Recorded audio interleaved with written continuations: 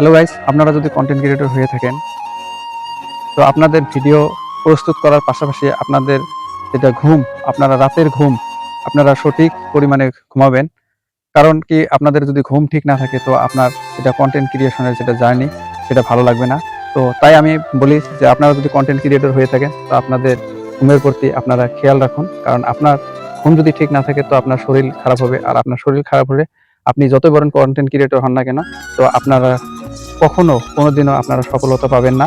কারণ আপনার শরীর যদি অসুস্থ থাকে তো আপনাদের কোনো কনটেন্ট ক্রিয়েশনের 1 মিলিয়ন সাবস্ক্রাইবার বা ফলোয়ার থাকলেও আপনার কনটেন্ট ক্রিয়েশনের কোনো মূল্য থাকবে না। তাই আমি বলি যে আপনারা ফেসবুক বা ইউটিউবে কনটেন্ট ক্রিয়েশনের পাশাপাশি আপনারা আপনাদের যেটা ঘুমের প্রতি আপনাদের স্বাস্থ্যের প্রতি আপনারা খেয়াল রাখবেন।